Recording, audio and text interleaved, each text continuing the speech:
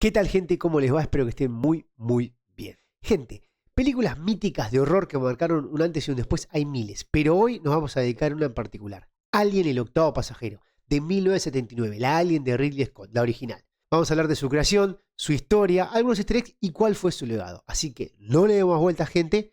Vamos para allá. Primero que nada, gente, hablemos de cómo fue la creación de la película. El origen de Alien fue mucho más accidentado de lo que uno pensaría. Dan O'Bannon escribió el guión en una etapa complicada de su vida. Venía de colaborar con John Carpenter en Dark Star, una comedia sci-fi de bajo presupuesto. O'Bannon quería tomar esa premisa básica, una criatura a bordo de una nave, y convertirla en algo verdaderamente aterrador. Durante el desarrollo, el guión fue reescrito múltiples veces. Se buscaba una estructura simple, con aislamiento, amenaza invisible y eliminación progresiva de personajes. Pero el tono fue cambiado hasta volverse mucho más oscuro y adulto. Cuando Ridley Scott entró en el proyecto, su influencia fue decisiva. Scott no quería una película serie B, quería algo elegante, atmosférico y casi artístico. Para convencer al estudio, realizó storyboards extremadamente detallados que mostraban cómo imaginaba cada plano. El presupuesto inicial para la película era modesto, pero tras el impacto de Star Wars, el estudio vio el potencial comercial de la ciencia ficción y amplió los recursos. Eso permitió construir sets enormes y detallados, y la Nostromo fue diseñada como un entorno real y funcional, con pasillos interconectados, múltiples niveles y sistemas mecánicos prácticos. En lo que respecta al diseño del monstruo o del alien, el diseño fue un punto conflictivo. Muchos ejecutivos no entendían el arte perturbador de H.R. Giger. Sus pinturas eran explícitas, sexuales y biomecánicas. Pero Ridley Scott defendió esa estética porque entendía algo clave. El terror debía ser subconsciente. La criatura fue interpretada por Bolaji Badejo, elegido por su físico extremadamente delgado y alto. Su forma corporal hacía que el alien pareciera antinatural, incluso solo cuando caminaba. Un detalle fascinante de la película es que gran parte del terror funciona porque casi no vemos al monstruo en pantalla.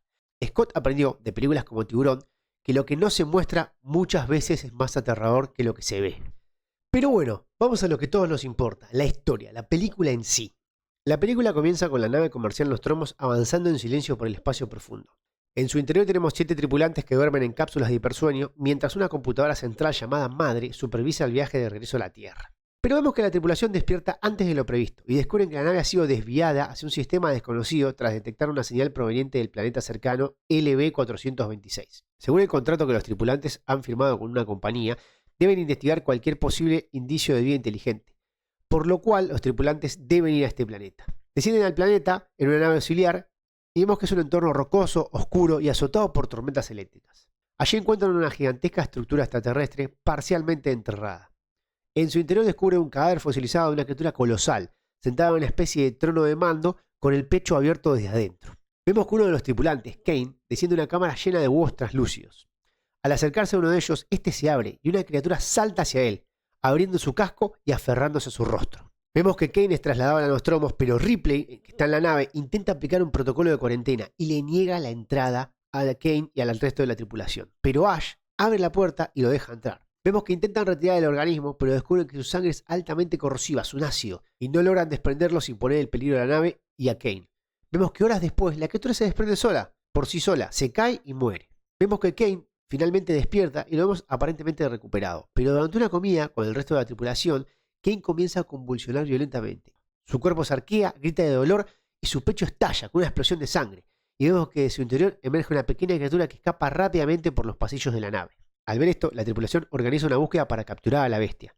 Pero vemos que la criatura crece con rapidez hasta convertirse en un organismo alto, oscuro y silencioso que se mueve por los conductos de ventilación. Brett, uno de los tripulantes, desaparece primero en una de las salas de mantenimiento. Vemos como Dallas, otro de los tripulantes, decide intentar localizar a la criatura dentro de los sistemas de ventilación, armando un lanzallamas. Mientras avanza por los estrechos túneles con un detector de movimiento, vemos que el detector marca que la bestia está próxima a él y de pronto la criatura aparece frente a él. Y vemos que la transmisión se interrumpe. Luego de sucedido esto, vemos que Ripley accede a la computadora madre y descubre una orden especial emitida por la compañía Weyland-Yutani, que el organismo debe ser recuperado para su estudio. La tripulación es considerada prescindible. Ash intenta impedir que Ripley revele esta información y se descubre que Ash no es humano, sino un androide programado para garantizar el cumplimiento de esa orden. Vemos que Parker y Lambert lo desactivan. Con la tripulación reducida, intentan preparar una última estrategia. Lambert y Parker reúnen suministros mientras Ripley prepara la nave para la autodestrucción. Vemos que la criatura ataca nuevamente y mata a ambos, quedando solamente Ripley viva. Vemos que Ripley activa el protocolo de autodestrucción y corre por los pasillos iluminados por luces rojas intermitentes. Recupera al gato Jones y se dirige a la nave de escape. La Nostromo explota detrás de ella mientras ella se aleja. Ya en el interior de su cápsula, Ripley cree que está a salvo, pero la criatura ha logrado ocultarse en el compartimiento. Ripley se coloca lentamente un traje espacial y abre la compuerta exterior y expulsa al alien al vacío. Vemos que la criatura queda parcialmente aferrada a la nave, por lo que Ripley activa los motores y lanza definitivamente al espacio a la criatura. Llegando al final de la película vemos que Ripley graba un último mensaje de registro y entra en hipersueño junto a Jones el gato, mientras la cápsula se pierde en la oscuridad del universo. Y ahí termina nuestra primera película de Alien. Ya habiendo hablado de la película completa, me gustaría hablar de unos pequeños easter eggs o detalles, algunos más conocidos que otros. Primero y principal, quiero hablar de uno de los más importantes, creo yo, que es el diseño del Space Jockey. El Space Jockey es esta criatura que encuentran apenas bajan de la nave, y en 1979 no tenía un nombre ni explicación de este personaje.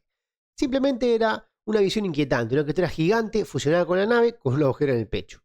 Décadas después, Prometheus intentaría reinterpretarlo para darle un significado y esto generó un gran debate entre los fans. Otro detalle interesante es el nombre. La nave Nostromo, la palabra Nostromo, proviene de una novela de Joseph Conrad. Más adelante en Aliens, la colonia se llama Hidden Hope, otro guión literario. La saga siempre tuvo raíces literarias muy profundas y muy arraigadas. Otro detalle interesante para esa época era la computadora madre, ya que esta anticipaba el conflicto entre la humanidad y la tecnología fría. El nombre no es casual, la entidad que debería protegerlos responde a intereses corporativos. Otro detalle muy interesante es que la escena del Chessbuster fue filmada con efectos prácticos extremadamente realistas. Parte del elenco no sabía exactamente cómo sería el momento ni lo que iba a pasar. Por eso la autenticidad a sus reacciones y por eso se logró tal efecto cuando el Chessbuster sale del pecho de Kane. Luego, con respecto al xenomorfo hay varias cosas. Por ejemplo, lo que es el miedo corporal que genera, la inversión del embarazo tradicional, ya que es un hombre que está gestando al alien. Y por ejemplo, su sangre ácida es un detalle que no debería pasar desapercibido porque es brillante. Convierte a la criatura casi en algo intocable. Cada intento de atacarlo pone en riesgo a la nave y a los tripulantes. Otro detalle interesante es el gato, sí, el gato Jones. Este cumple una función narrativa muy importante e interesante, que es humanizar a Ripley y reforzar su instinto protector. Esto lo volveremos a ver en posteriores películas de Alien. Otro detalle interesante es el uso constante del vapor. Este vapor industrial no es solo algo estético, ayuda a ocultar las limitaciones del traje de Alien, aumenta el misterio, es una parte más de toda la estética de terror de la película. Y por último, un detalle que yo creo clave. El guión estaba hecho de una forma que permitía que cualquier personaje fuera interpretado por cualquier género. Ripley terminó siendo una mujer, pero no fue concebida inicialmente como tal. Ese cambio creo que redefinió el cine de acción, el de terror y lo que son los personajes femeninos principales en las películas. Por último, gente, y algo no menor, me gustaría hablar del legado de Alien. Creo yo que el impacto de Alien fue inmediato. Recaudó muchísimo más de lo que se esperaba y se convirtió en un fenómeno cultural. Pero su verdadero legado es más profundo que una película taquillera. Primero que nada estableció el concepto de terror espacial claustrofóbico. Antes el espacio era una aventura, después de Alien el espacio podía ser una pesadilla, un lugar oscuro donde nadie te oía gritar. Segundo, como ya dije con anterioridad, redefinió el rol femenino en el cine de género. Ellen Ripley no estaba sexualizada ni era una caricatura. Es competente, racional y humana. Tercero, creo yo que consolidó la idea de corporaciones como antagonistas invisibles, algo que influiría en décadas posteriores en la ciencia ficción. La secuela de Alien, Aliens, dirigida por James Cameron, transformó el terror en acción militar y amplió el universo, consolidando la saga como una franquicia. Pero más allá del cine, Alien influyó en todos lados, videojuegos, cómics, novelas y en el diseño de criaturas durante generaciones. El xenomorfo fue uno de los monstruos más reconocibles de la cultura pop. Incluso el concepto de horror corporal fue elevado a un nivel gracias a esta película. Y creo yo que quizás lo más importante e impresionante es que más de 4 décadas después sigue generando análisis, reinterpretaciones, debates y películas, ya que hoy por hoy la saga sigue vigente. Pero bueno, gente, hasta acá lo que es el video de esta película Alien, una de las grandes películas que tuvo el cine de terror y de ciencia ficción. La verdad que es una película que marcó un antes y un después, con un final interesante, porque no es una victoria gloriosa la victoria de Ripley en esta película, es más de supervivencia. Queda ella como la única que siguió el protocolo desde el principio y la única que pensó antes de actuar. Y la película creo yo que deja en claro eso, que el verdadero terror no es solo el alien en sí, es la indiferencia corporativa y la compañía que sabía lo que podía ocurrir. No romantiza la película lo que es el espacio, sino que muestra un espacio indiferente, un espacio hostil. Y creo yo que esa es una de las grandes virtudes que tiene Alien, más allá del personaje que es súper icónico, el personaje de Alien y la saga siguió. Y hoy por hoy, si vos pensás en monstruos de películas de terror, pese a que por momentos las siguientes películas fueron más a la acción, pero en sí cuando pensás en Alien. pensás en Alien, o cuando pensás en Depredador, pensás en Alien, también es eso. Los veo muy relacionados esos personajes, ya hablaremos de Depredador en un momento. Pero bueno, nada, la verdad que creo que es una película que marcó un antes y un después. Vale mucho la pena verla, creo que hoy por hoy no ha envejecido mal. La saga continuó con altos y bajos, más bajos que altos, creo yo.